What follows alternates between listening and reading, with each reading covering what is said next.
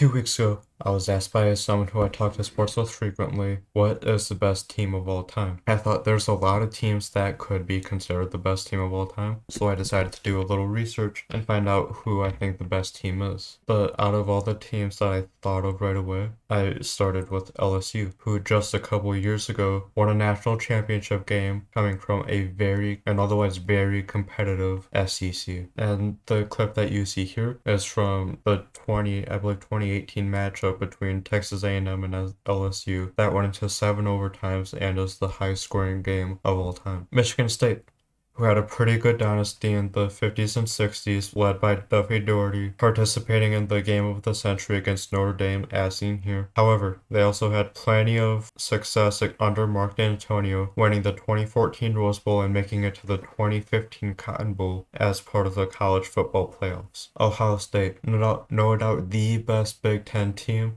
over the last 20 years, with a national title win in 2014 and a 6-3 record in New Year's Six Bowls over the past decade, which includes their 2 Sugar Bowl victories in the college football playoffs. And on to the next one, Oklahoma, as it's not as big of a hot take as some people may think, with how consistent they've been since 1999. I can't say much more than that, because their only championship win it was in 2000, and after this replay, you'll see that they did not perform as well as they should have against someone like Oklahoma, which of course, check that, Oklahoma State, which of course, arch rivalry. This punter was also second oldest in the league, so you think there's nothing special here. Watch that guy.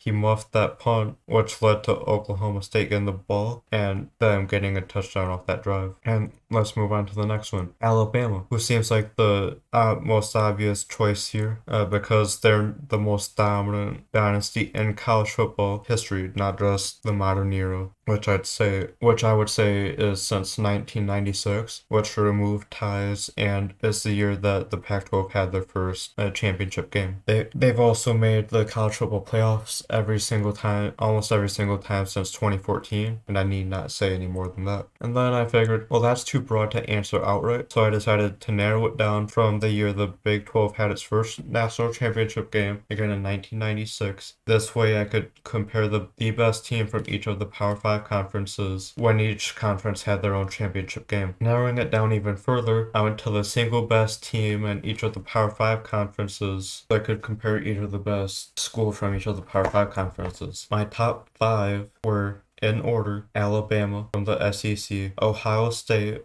from the Big Ten, Oklahoma from the Big 12, Clemson from the ACC, and Stanford from the Pac-12. I thought that anyone could look into Bama if they wanted to. Oklahoma was a good contender, but I wasn't super interested in what they had to offer, so they're out. And I thought Clemson was a little inconsistent for me to choose them, so that left me with the Ohio State and a Stanford team that wanted to beat my Michigan State Spartans in the 2014 Rose Bowl after the conclusion of the 2013 regular season. And again, the Ohio State team has been a little too good since 2012, so they're out. Decided to settle with Stanford, in which not that hard. And the years I decided to go with was the easy bet from 2010 to 2018. That is their best 8-9 year span since the Pac-12 had its championship games. Now, some might question why I chose Stanford. And that's simple. They're the best Pac-12 team over the past 26 years. Before you question why I chose the Pac-12, because no one good comes from the Pac-12, let's say. Just remember that the USC and UCLA, 2 schools with good football programs, are coming to the Big Ten after the conclusion of the 2013 football season. And this should have been earlier, but determining the years was easy. 2010 through 2013. Now it's time to dissect this football program throughout these 9 years with 6 criteria and 4 other, categories, all with their proper timestamps in the description if this is being viewed on YouTube. Hello, I'm Justin, and welcome to the second episode of the Beyond Michigan podcast. Cue intro. The Stanford team was 94 and 27 over those 9 seasons, which is a 77.69 win percentage. That's an average of 10.4 wins to 3 losses per season, which I'd say is pretty good, even for a Michigan squad. Few angry Michigan fans in the classroom. Their worst season was in 2014, where they went 8-5. Their other sub-10 win seasons in this time frame were in 2017 and 18, with 9 wins apiece, 5 losses in 2017, and 4 losses in 2018. Alright, so let's move on. But what about their best season? There's 2 that come to mind when trying to answer this question. In 2010, Jim Harbaugh's final year as head coach at Stanford. Yes, he did coach the Cardinal for a bit. The Cardinal went 12-1 with wins over all 3 of their rivals and an Orange Bowl victory. Then number 12, Virginia Tech. The other season was 2012 under current head coach David Shaw, where the Cardinal went 12-2 with a win over USC and California, but a loss to Notre Dame, in which, yes, they are rivals. You can look it up for yourself. They won the Pac-12 championship game over UCLA and won the Rose Bowl over who appears to be an unranked Wisconsin. No one told Mr. Screen us that I'm doing the team that beat them in 2012. Alright, so there's no big correlation between how well Stanford performed season by season and their strength of schedule. Their strength of schedule between 2010 and 2018, as you can see on your screen, was 0.5469. Now this might turn some heads, so let me remind you that the strength of schedule is 2 times an opponent's win-loss rate. That's all of their opponent's win-loss rate, cumulative, not the average of all that, and what other pizzazz comes with that. Plus, their opponent's win-loss rate, all divided by 3. I included the wins and losses from each team in these matchups because I couldn't remember if they were supposed to be counted or not. And if not, that strength of schedule could be as much as 0.5676, that second number on the right, which is even more impressive because that means that their opponents obviously had a win percentage of at least 56%, which may not sound like that much, but that's what, like 7 of 12 games. That's as much as a lowly Michigan State squad had in the final year of Mark D'Antonio's tenure at Michigan State in 2019. However, I did not include the Stanford and the opponent's record because I knew that they shouldn't be in that anyways. However, their most difficult season was in 2018 when they went 9-4. Their 2 easiest schedules were in 2010 and 2011, where the Cardinal went 12-1 and 11-2 respectively. However, 2015 was right in the middle of the difficulty and was one of their 3 12-win seasons during this time, which indicates strength of schedule does not always mean that a team is going to do bad, which is what Michigan State's basketball squad is going to do starting Friday if we're watching this before Veterans Day. Now, Stanford has 3 rivals that they play every year: USC, Notre Dame, and California. California is by and far the easiest rival that Stanford faces year after year in this time frame, despite this play and possibly indicating otherwise, with Stanford going 9-0 against them in this time frame. They had more trouble against USC, who also played Stanford the most between 2010 and 2018 with 11 matchups. 9 in the regular season and 2 in the Pac-12 championship game. In the regular season, Stanford went 6-3 against USC and 1-1 in the Pac-12 championship game. Finally, Notre Dame. Stanford, just like against USC, went 6-3 against Notre Dame in the regular season, but the 2 teams did not meet in the postseason between 2010 and 2018, which would have been in a bowl game, not so much in an actual conference matchup or whatever, because Notre Dame's still independent for who knows how long. And during the regular season, Stanford is 21-6 and 22-7 overall against their 3 rivals. Now let's talk about Birds Bowling. The Cardinal made a bowl trip every single year between 2010 and 2018, and the bowl game record shows their successes, going 6-3, with their biggest wins being in the 2012 and 2015 Rose Bowls, and they also won the 2010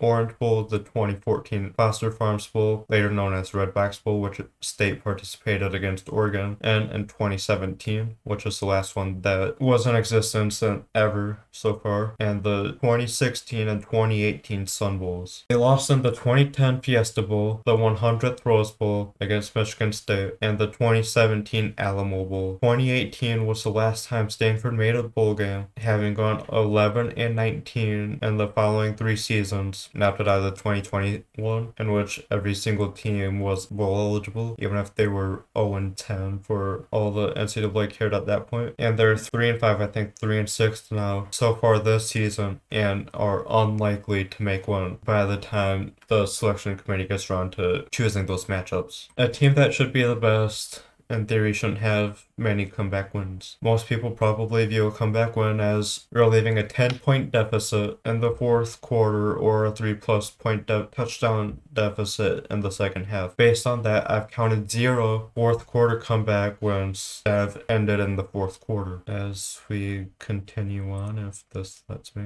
There was at least one fourth quarter comeback where they won in overtime. I also decided that the 2012 Washington at Stanford game as the only game where one of the teams came back from behind throughout the second half. However, this does fit more as his fourth quarter comeback because Washington had a 3-minute 81-yard drive to conclude the third quarter to make the score 10-13 with no time left in the third quarter. I also included overtime games in this category because they had some sort of comeback aspect to the game, even if it was as simple as a say 21-yard game-tying field goal, which happens more often than some people like to admit. In these games, Stanford is 3-2 with wins over USC and a 2011 triple overtime win, 2012 against Arizona, and 2018 against Oregon. Their losses, however, were in the 2011 Fiesta Bowl against Oklahoma State and 2012 against Notre Dame. I also want to include walk-off wins while we're here because they are the reason that those games didn't go into overtime. In 2013, with a 47-yard field goal against USC, is the second on this list. This was with 19 seconds left, so there could have been a comeback moment, but it was within 20 seconds of the game ending, so I think it was still important to share. Fast forward to 2015, specifically the last week of the regular season. Number 4 Notre Dame is visiting the number 9 Stanford Cardinal for the Legends Trophy. Notre Dame's playoff hopes were real heading into this matchup. The Cardinal had a 35-29 lead with 6 minutes 48 seconds left in the game. An 88-yard, 15-play Notre Dame possession, leading to a touchdown after chewing 16 minutes 18 seconds. The Fighting Irish wanted more than anything in this scenario. However, 30 seconds ended up being too much for the Cardinal to come back from a now 36-35 deficit. They marched 45 yards in 28 seconds to get within field goal range. That ended up being all that they needed because a field goal with 2 seconds left sealed the game. 38-35, Cardinals won. Moving forward to 2018, a number 28 Washington State, who was 5-1 heading into this matchup, visited a then 5-2 Stanford Cardinal. Just like the 2013 USC game, the walk-off was with 19 seconds remaining. This was a field goal to give Washington State a 41-38 lead that gave them the win. The Notre Dame game is the reason I'm not emphasizing these two games more, because it's not while it's not impossible for a team to do something similar to what Auburn did with Alabama with a kick six, or what Western tried to do with Ball State a couple years ago, this play with a bunch of laterals to try and win it. A great team has to be consistent in order to be deemed successful, and the Cardinal did exactly that. While the program wasn't the most consistent between 2010 and 2018, they did what they needed to ensure that they were. Between 2010 and 2013, the Cardinal had 11 to 12 wins per season, the most consistent period, so to speak, in this 8-year span. In 2014, they had 8 wins, 12 wins in 2015, and 10 wins in 2016. 2017 brought more consistency as they got 9 wins in 2017 and 18. Stanford never saw the same success after 2018, going 14-24 with one season above 500 in that span. And that was in the shortened 2020 season, which a lot of people found random success. Like Michigan State's only 2 wins during that year was against number 9 Northwestern and their arch rival Michigan. Head coach David Shaw talked about their guys not performing as well as in years past, and an article by ESPN in 2016 that I do have linked in the description. A 72-week streak of being ranked in the top 25 dating back to 2010 was snapped. And 2 of the previous years there were some rocky moments for the Cardinals, but easily rebounded. And both of these seasons, 2012 and 13, the Cardinals still made the Pac-12 championship game and won it both times. There were struggles that Stanford had in this season, but kept chopping wood and got to where they wanted. Another challenge the Cardinal faced was off the field during the offseason. Recruiting is something that Stanford struggles with more than other powerful programs of the 2010s because of their, for lack of better phrasing, hard academic requirements. And while people don't often think about this, in order for a football player who has been recruited by Stanford's football coaches, they have to have at least a 26 on the ACT to have a chance to have just a chance of getting accepted. A 26 on the ACT is in the 83rd percentile of test takers. That greatly reduces their pool of potential recruits compared to programs like Alabama, Ohio State, Oregon, Michigan State, and many, many more. But how is Stanford different from other championship teams, you may ask, at least from the Pac-12 in the 2010s? I'm going to compare them to Oregon because Oregon is the other successful team, a Pac-12 team from this time, outside of maybe UCLA and USC. But let's start with the comparisons.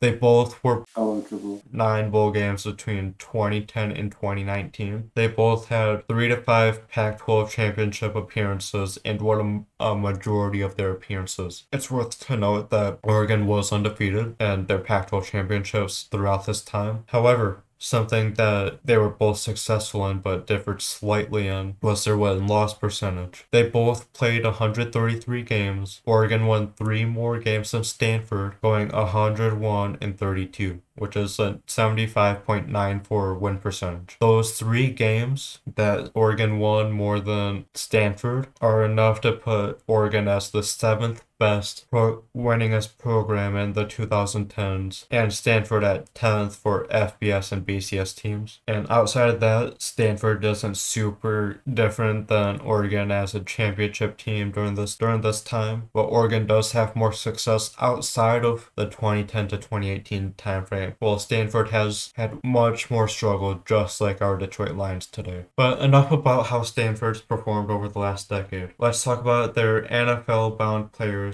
who are doing well nowadays. Their players include, but are not limited to, Arizona tight end Zach Ertz, picked 35th overall in 2013 by the Eagles. Former Colts quarterback Andrew Luck, picked 1st overall in 2012 by the Colts. 49ers running back Christian McCaffrey, picked 8th overall in 2017 by the Panthers. Cowboys tight end Dalton Schultz, picked 137th overall, which I believe is in the 4th round, in 2018 by the Cowboys. Texans quarterback Davis Mills, picked 67th overall in 2021 by the Texans, and at least 3 dozen more throughout Stanford's history, a vast majority of them being within the last 10-15 years of this program's history. This concludes the video on one of the best Pac-12 teams in the Power 5 conference era. I'm Justin, that's Justin behind the camera, and this was episode 2 of the Beyond Michigan podcast. And they are, and Western spikes the football out of timeouts. It's out of timeouts, down by 3. Try a second level throw to get out of bounds and maybe set up a field goal. Oh, they're going for it all at once. Jefferson back to Ellaby, the quarterback. Here's Moore.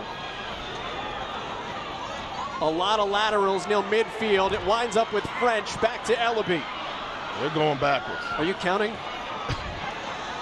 Moore, another lateral. Someone just wants to be open here. Ellaby. No. This is going to wind up being a safety. Jalen Hall spins, gets rid of it to Jefferson. It's the annexation of Puerto Rico. recovered by Ball State, and the Cardinals said Detroit or bust. Not yet. Wait a minute. No, this ball is still live. And flags have flown. Oh boy. Well, the official. Oh boy. They have not blown this dead yet. They have not blown this dead yet. Moore is up and running. They have down not the blown far it side. dead yet. Sky Moore to the end zone. That's a Western Michigan touchdown.